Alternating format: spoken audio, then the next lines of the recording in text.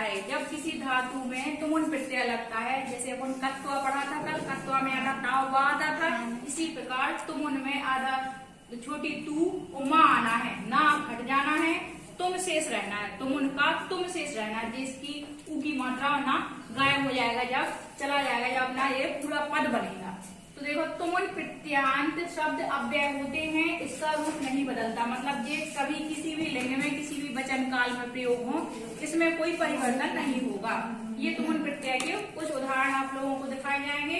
जैसे अपन लोगों ने कल कत्वा प्रत्यय में ध्यान देते हुए पढ़ा था कि कौन सा परिवर्तन हो रहा था, क्यों हो रहा था, सेम यही कंडीशन इसमें भी आएगी। जो धातुएं होंगी, जैसे यहाँ पे देखो गम धन तुमुन है तो गन तुम बन रहा है, जैसे वहाँ पे गम प्लस कत्वा गत्वा बना था, क्योंकि ये माँ और ना वाली धातु अंत में वाली है, तो तुरंत आधा ना और तुम आ जाना है, तो गम धन तुमुन गन तुम बनेगा, हन धन तुमुन हन तुम बनेगा। इसका एक बार उच्चारण करेंगे अपन लोग। इसका अर्थ होता है हर एक में, यहाँ पे बताया गया है के लिए, ठीक है, इसका अर्थ होता है के लिए।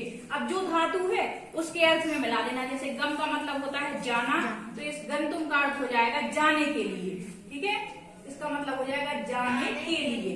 अब हन धातु का अर्थ होता है मारना, हंतुम का अर्थ हो जाएगा मारने के लिए।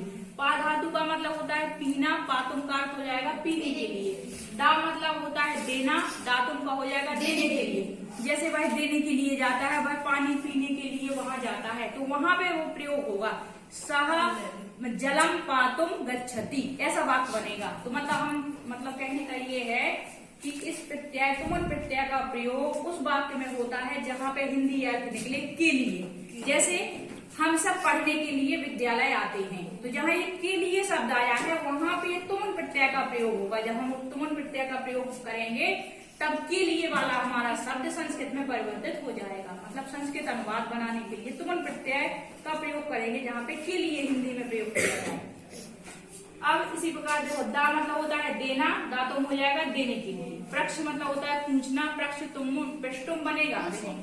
कल हमने बताया था गम धातु में प्रक्ष धातु में कटवा बना था तो पृष्ठवा बना था, आधा टावर वाह आया था। तो इसी प्रकार यहाँ भी वैसे ही बदलाव होना है, प्रक्ष तुमुन पृष्ठुम बना, पृष्ठुम नहीं बना, तू नहीं हुआ, मतलब टवर्ग नहीं हुआ, टवर्ग में ऊ की मात्रा माँ हो गया, वहां भी वही बदलाव हो रहा था। इसी प्रकार दृश धन तुमुन में दृष्टुम बना, देखने के लिए, हाँ देखने के लिए इसका अर्थ होगा। दृश धातु देखने के लिए होती है और तुमुन प्रत्यय देखने के लिए इसका अर्थ हो जाएगा। अभी तक यहाँ क्या तुम बन रहा था, लेकिन ये जो टा और छांत वाली धातु में है इनमें तुम बनना है, टा में ऊपरी मात्रा मा। जैसे प्रक्ष तुमुन प्रष्टुम, दस तुमुन दृष्टुम, स्पृश तुमुन स्पृष्टुम, और बस बाकी वो ई की मात्रा वाले आ जाएंगे जो अपन लोगों ने 3 उदाहरण कल पढ़े थे। हंस तुमुन हंसितुम हंसने के लिए, पढ़ तुमुन पढ़ने के लिए, ठीक है।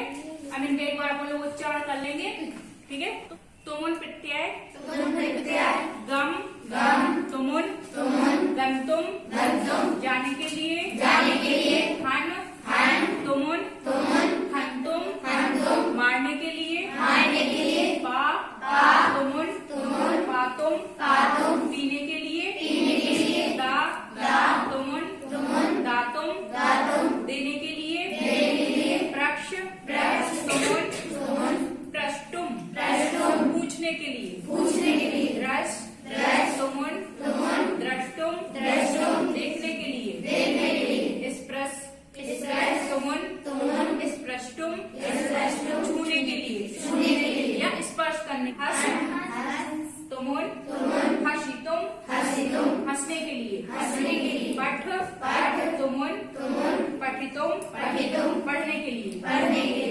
आगे बात समझ, क्रीडति मतलब होता है खेलता है, तुमुन हो जाएगा। जब इसका पूरा शब्द बनाएंगे तो बनेगा क्रीडितुम, डा में की मात्रा आ जाएगी, ये हमें बातें कुछ याद रखनी है। क्रीडितुम इसका अर्थ हो जाएगा खेलने के लिए। फिर आया है भाष धातु होता है बोलने या भाषण देने के अर्थ में, होता है ना भाषण दे रहे, तो वो भाष धातु से भाषण शब्द बनता है।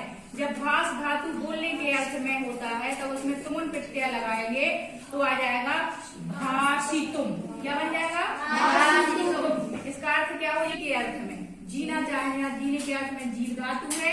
जब इसमें हम लोग तुमुन प्रत्यय लगाएंगे तो शब्द बन जाएगा प्रत्यय जीवितुम। जीव नहीं बनेगा, जीवितुम, ठीक है।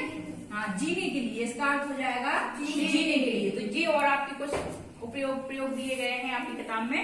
बाकी आज आप प्रत्यय का वो काम हो गया खत्म। इसके कुछ उदाहरण भी हैं, एग्जाम्पल दिए हैं, जैसे सह गृहम गंतुम उद्यता अस्ति, वह घर जाने के लिए व्याकुल है।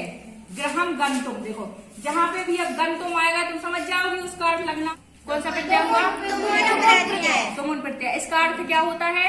के लिए। जिस धातु में वो जुड़ जाएगा उस धातु का अर्थ के साथ हम के लिए शब्द लगा देंगे तो उस प्रत्यय का अर्थ बन जाएगा। जैसे गम मतलब क्या होता? जाना। Very good. गंतुम का क्या हो जाएगा? जाना। हन मतलब क्या होता? मारना। Very good. हंतुम मतलब मारने के लिए। इसलिए हमने धातुओं के अर्थ लिखवाए ताकि तुम लोग में कुछ अपनी पकड़ तैयार हो सके। पा मतलब पीने के लिए। Very good. पा मतलब होता पीना, हो जाएगा पीने के लिए। दा मतलब देना। पहले बताना दा मतलब देना। जिस पूरा शब्द हो जाएगा तब इसका अर्थ होगा दातुम, देने के लिए। अभी केवल दा का अर्थ है देना। तो जब दा धातु इस शब्द में लग गई, दातुम इस प्रत्यय के साथ जुड़ गए, तब बना दातुम। दातुम का अर्थ होगा देने के लिए। प्रक्षमीज पूछने के लिए। अब प्रष्टुम का क्या अर्थ हो जाएगा? द्रष्मीज देखना। द्रष्टुम का अर्थ स्प्रशमीज छूना। वो स्पष्टमीज छूने के लिए। हसमीज हंसना। हसितुमीज हंसने के लिए। पठमीज पढ़ना। पठितुमीज पढ़ने के लिए। Very good. अब कब तो आपको बोलते एक बार, ठीक है? जैसे गमीज जाना और कत्वा लगाएंगे। गंतुमीज जाने के। जा करके।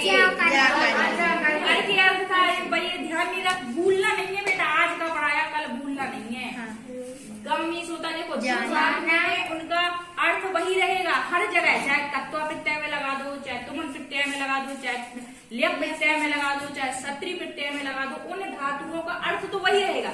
लेकिन जब वो उन प्रत्ययों के साथ मिलकर जो प्रत्ययांत शब्द बनेंगे तब उनका अर्थ वही होगा जो उस प्रत्यय का अर्थ होता है। जैसे हमेशा कत्वा प्रत्यय का अर्थ होता है कर या करके, कोई एक काम खत्म करेंगे। लेप प्रत्यय का भी प्रयोग होता है कर या करके। जैसे वह पढ़ करके घर जाती है तो वहाँ कत्वा प्रत्यय आएगा या लेप प्रत्यय आएगा। अब इसका अर्थ होता है के लिए। पठितुम, वह पढ़ने के लिए यहाँ आती है। तुमुन प्रत्यय। एक अन्य